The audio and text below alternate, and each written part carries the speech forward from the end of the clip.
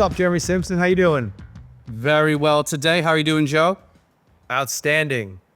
Comes from my buddy Chad Wright. I said that to my banker today on the phone, and she's like, "Outstanding, huh?" Like, I don't normally hear that because it's normally like, "Good, how you doing?" So Mine is excellent. I always say excellent, excellent. nice. What does my friend Clifton Muckenfoos says? He says somewhere between outstanding and excellent or something like that. But it's good. It's just a pattern in throughout, right?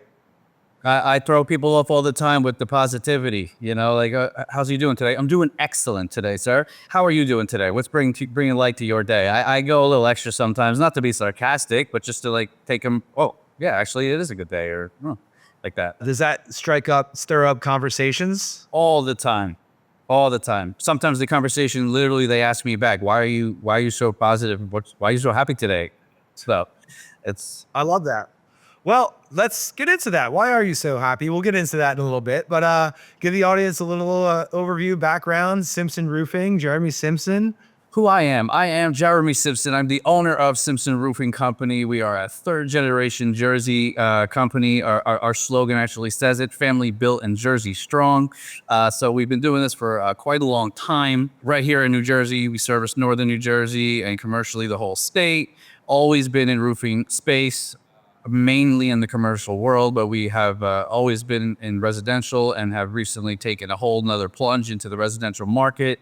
And we're just taking our expertise all around the roofing world here. I love it, Jeremy. You got your podcast studio set up. What's that all about? I like the podcast because it's obviously, I don't even want to say the word trendy. It's just how people are communicating now a lot with the conversation, storytelling. It's been a nice, cool release from some of the short content you see on your phone with Snap and Insta. I like the long form. It's a cool way to cut it up and deliver it out. For me personally, I just wanted to start telling a story that was different than me trying to sell a roof, because we had a good story, and I wanted to be able to share everybody else's story.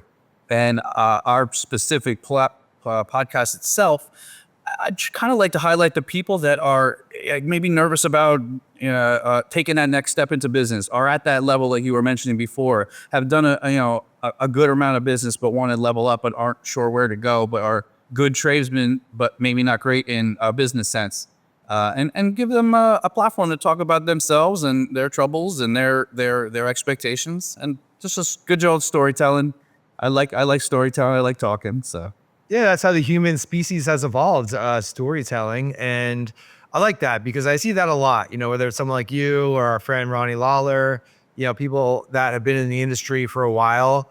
I feel like we need to get our energy from different sources and maybe, pour our energy into different places than just like selling roofs for, a couple of decades, right? So just kind of diversifying where we get our energy, where we put our energy. And for 12 years in business, I can see some of that myself. Not necessarily shiny object, but like, how can I build a more well-rounded brand and have an impact in a different way?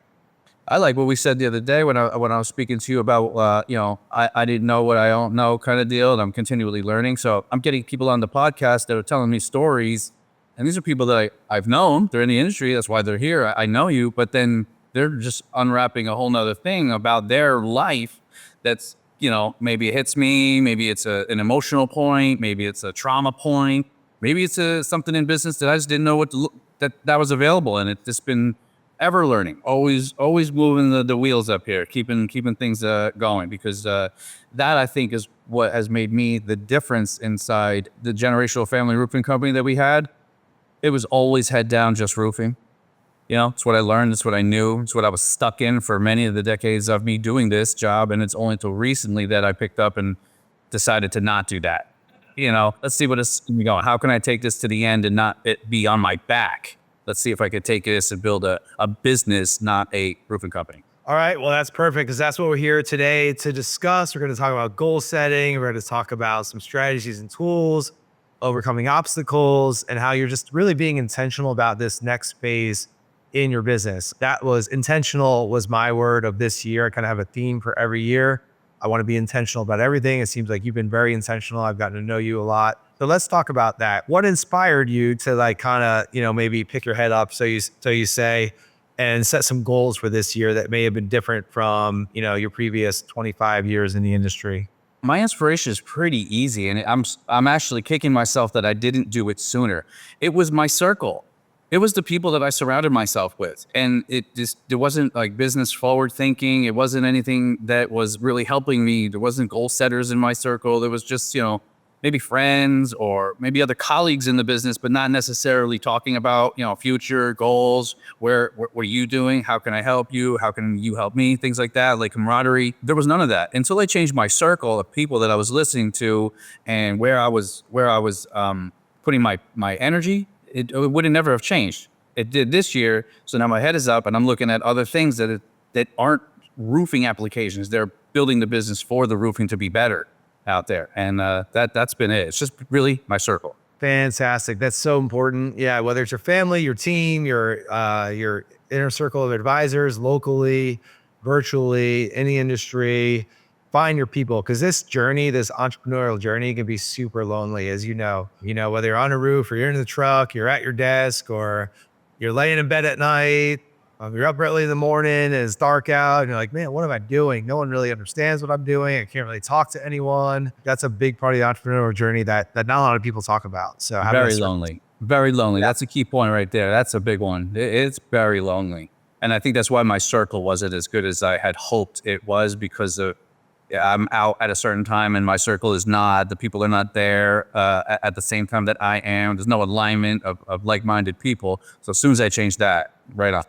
rocket fuel. Cool. Well, what were some of we're December 19th here, so you guys might be listening or watching this episode at any time in the future, but we're wrapping up 2024. So do you mind sharing maybe a couple goals that you had for this year, a couple initiatives that you were intentional about? They were very, very basic because we've been in business for so long, but it was just business. It was just taking it Monday to Friday, Saturday and Sunday, and nothing was changing. So it was very easy for me to implement or want simple goals. Something so simple as my presence online. Get a website going, done. Get some marketing set up, going, done. Hire some people that aren't just roofers. Hire some extensions to me to take some of the business hats off, done. Involve my family and get intentional. I've used that word also this year, all year. Get intentional about what the relationship is between my family and my business, because I did experience my mother and father in that same light. They ran the business, but I saw detachment. I saw things that were, of that generation, nothing against mom and dad. Love you, mom and dad. But it wasn't what I wanted. And I had to make sure that I was clear with my family, clear with my wife, clear with my kids. Hey, this is where I'm going. This is what we're doing. Any questions? Get them involved a little bit with it. And that was a big one this year as well. Intentionally, I got married. That was just something, because we are a long-term relationship, and we just, we have kids, we're doing all this thing in the house, but not married. Too busy to get married, huh? We got engaged before COVID, and then it just, went away, and we said, you know what, this year. And that's it. Just that. Really just build branches other than just installers of roofing. So it really been helpful.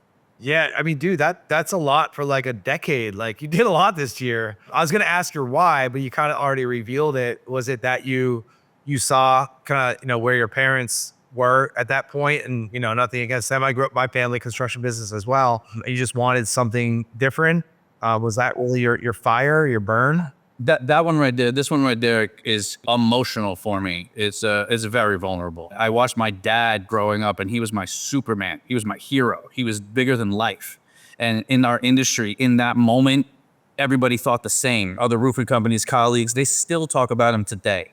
But now I see him after he has retired and after he, let the business, I took the business over, and watching what that life looked like from that moment on till now, which has been about 15 years, it's been very sad.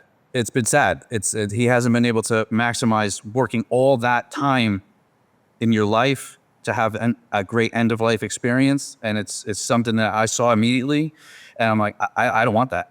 I don't want that. I want to be able to live well past my serviceable roofing years and have a life, have a business that's still, producing a lifestyle for not only my family, but the people that are going to be inside my team now. Hey, we got a whole ship here now. Let's go and make something for all of us. And that was it. That's cool. One of the books I read that kind of inspired me to get out of my family biz. And I left on good terms, but I just wanted to kind of go out on my own and figure out what I could do in my entrepreneurial journey was Tim Ferriss's 4 Hour Work Week.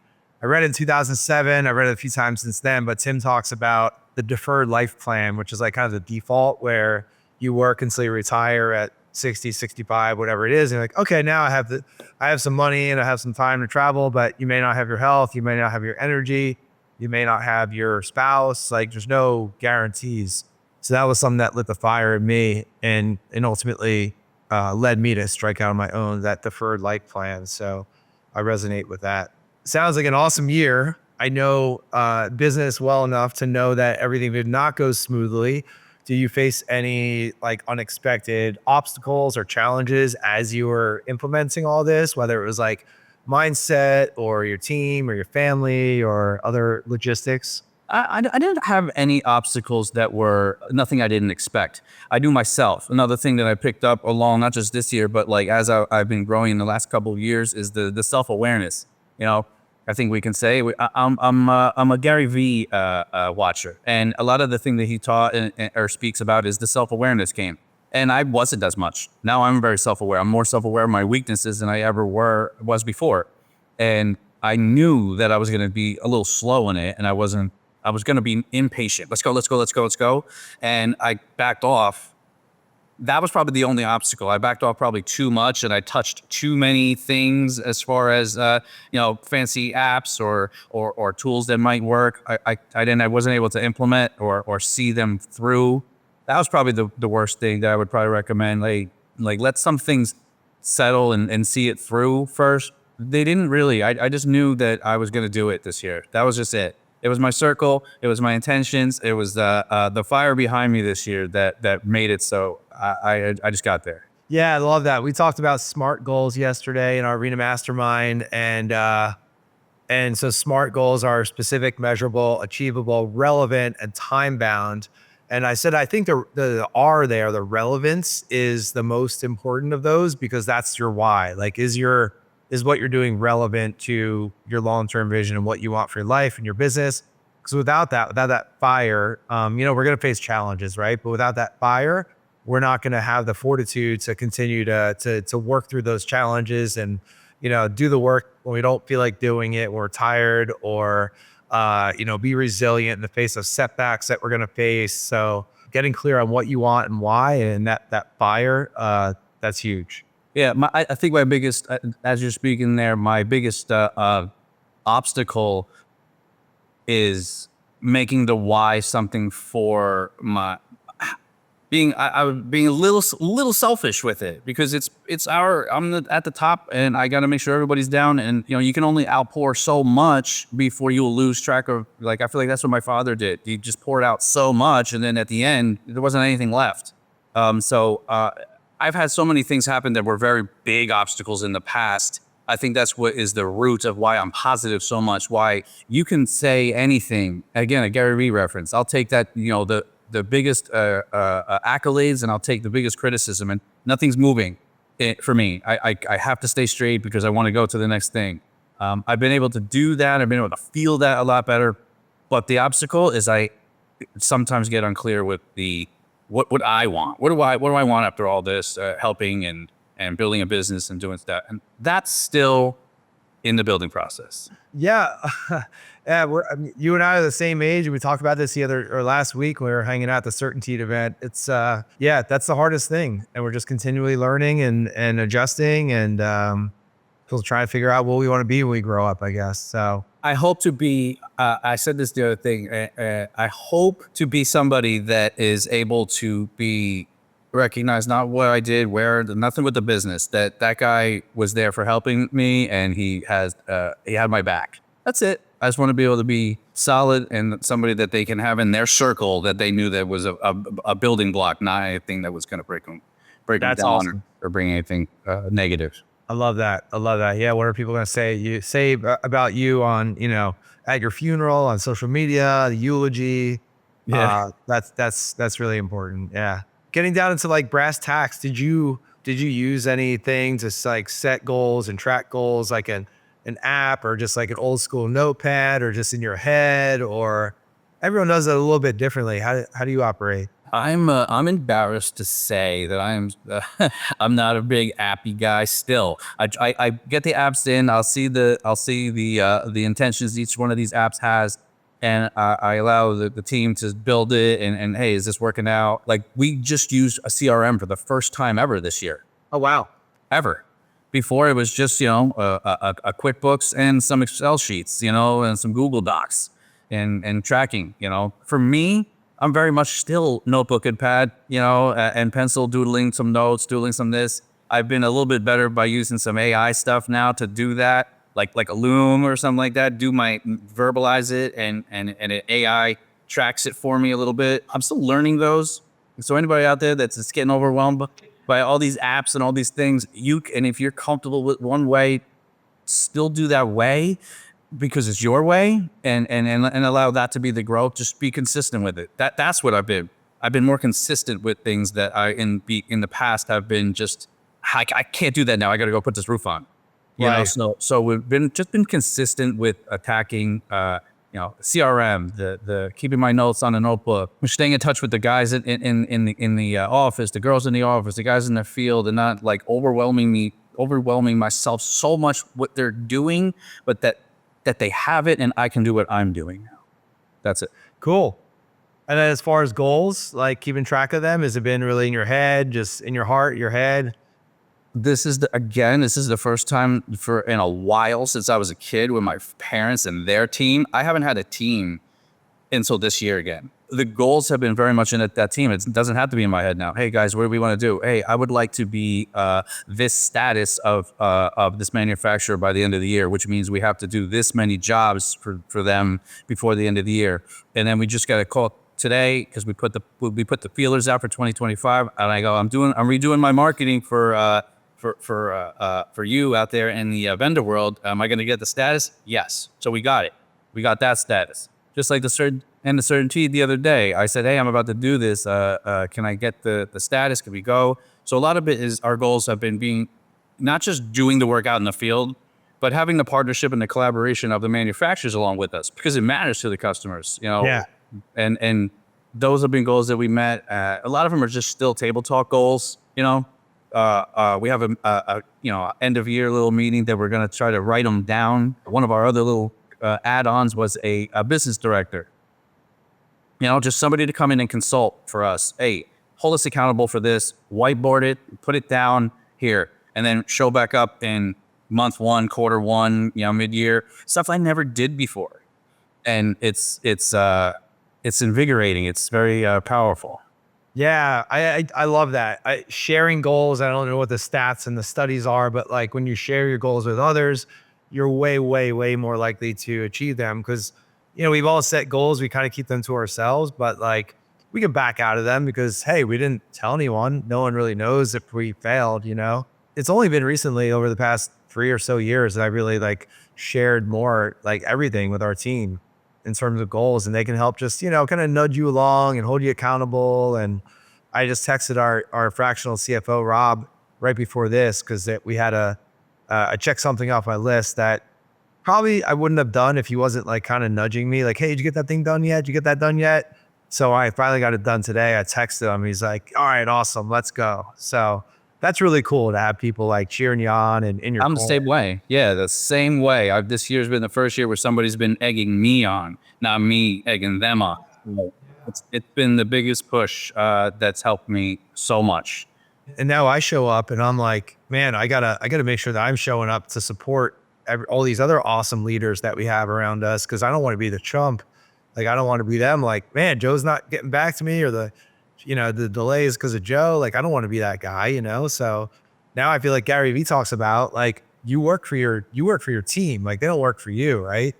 I very much, I feel like that. That was a huge change for me. What you just said about that, to show up to the job sites and not be, cracking a whip so much, but showing up, hey, how can I support you? You're all up there carrying this and putting this heavy work in. How can I support you? And that's been a change, and it's been fun. I mean, if you ever came to one of my job sites where I show up, everybody starts like smiling and I don't want to say laughing at me, but they know that I'm going to show up and I'm going to be like, "What's going on, guys?" I'll sing around, turn the music up. Yeah, I'll take my camera out. Guys, trying to pose for a picture. Show me the sign. Show me this. They enjoy it. I'd like to bring like a light feeling to the job site as the owner, not oh shit, the owner's here. Oh Yeah. God, like, yo, quick, like, and no, not that. For this year, again, for the first time, excitement happens when I show up a little bit, not, God, duck and hide, none of that. So it's been a cool change, and it's been one of those has been I work for them. Without them, I'm back on the roof. Yeah. Totally. Totally. I love that. You're just the content guy. You're showing up and like, oh, here's the guy. Here's the video star coming to do some more videos. This morning, somebody took a video of me taking a video and then sent it out. Like, Jeremy's here. Like, Yeah, that's great. Hollywood. They're gonna start calling you Hollywood. Well, now that we're wrapping up this year, are you looking toward next year already? Have you done that? Are you looking to set some more goals for next year, or continue to work on? 100%. We set a very ambitious revenue goal. I never looked at revenue as a marker, to be honest with you, which is probably terrible to say out loud, but I never did. I just always, before this year, it was like, is everything taken care of? Is everything paid? Is everybody good? Okay, good. I didn't look at it. I didn't. I was just a roofer. So now turning a roofer into a business is completely different. I'm looking at it now in a little bit of a revenue standpoint. Hey, where can we build now? We got all these things in line. Let's go. So we set a little ambitious goal for revenue next year. We built a little showroom downstairs in our office here. We got a residential division fully getting ready to take off for 2025.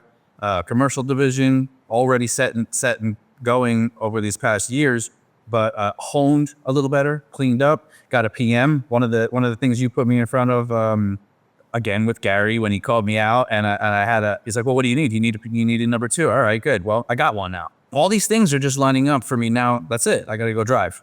Let's go, like that. So this is a good place to insert maybe some lessons for, maybe some of the younger guys or newer business owners who needs to take some action, right? Because like I remember that call where Gary was in our mastermind. You asked him a question, you took action on it like pretty quickly, and I feel like not a lot of people do that, right? So how would you encourage, or what would you say to that, maybe younger business owner where they're trying to get off the roof, they're trying to get out of the truck, they're trying to really turn from a roofer into like a true business owner? How would you encourage them? To get out of your own way, because that's where I was. I was in my own way the entire time. I think the only reason I actually listened this year is because I just said, I can always pick it up. I've failed enough in the past with, risky things, or, economy maybe went down and things tanked. Like, bad things are always going to happen in the entrepreneurial world. We all know that.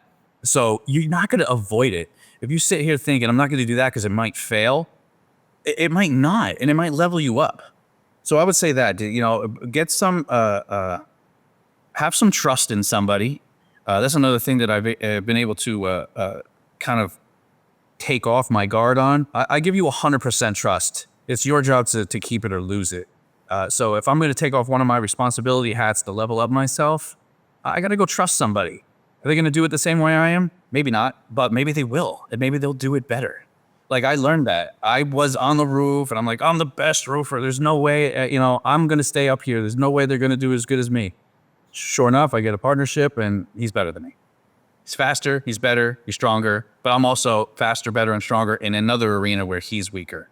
So we just combined ourselves, and I did the same thing with the people in the office, did the same thing with my home life. And it's just been, that's the biggest advice. Don't be afraid to trust somebody to help you level up.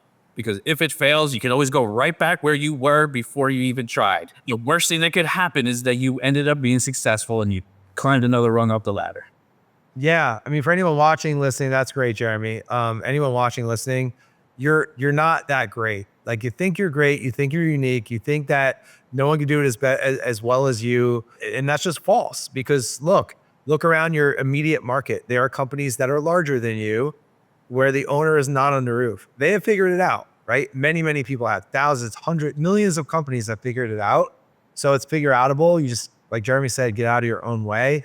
And then yes, that transformation happens when you delegate and elevate. You delegate something, give it to someone else, you trust someone else, and they might not be as good as you the first day, but give it a little bit of time and they're going to surpass you. They're going to be better than you.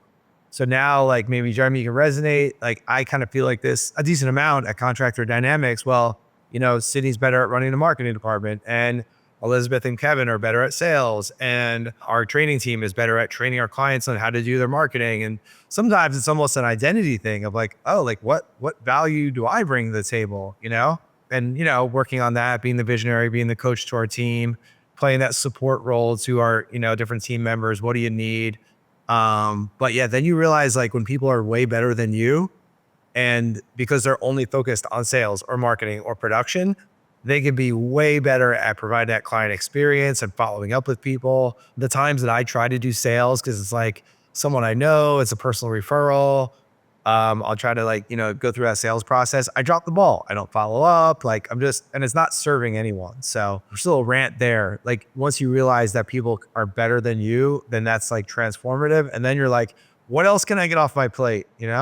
I've fallen into my strengths. My strengths are support, mentorship, creating a family culture in our business. Like that's what I'm good at. I'm not as good anymore at putting a rope on. I'm not as good at anymore at being the follow-up. Like Emmy is in the office now. She's killing it in the office. Like it's an amazing thing to now I don't have to worry about cheerful on the phone in the morning. She's great.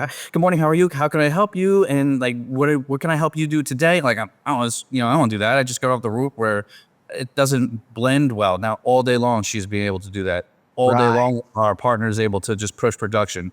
All day long, I can just support, and I'm still in sales, so I enjoy sales. So that's why I like still staying there. But even that's something in the future that if I get someone that's better than me than sales, by all means, and then just be the support and the visionary of this ship and make sure it doesn't, Titanic out. We want to say and keep it moving. There you go. Watch out for those icebergs. Yeah.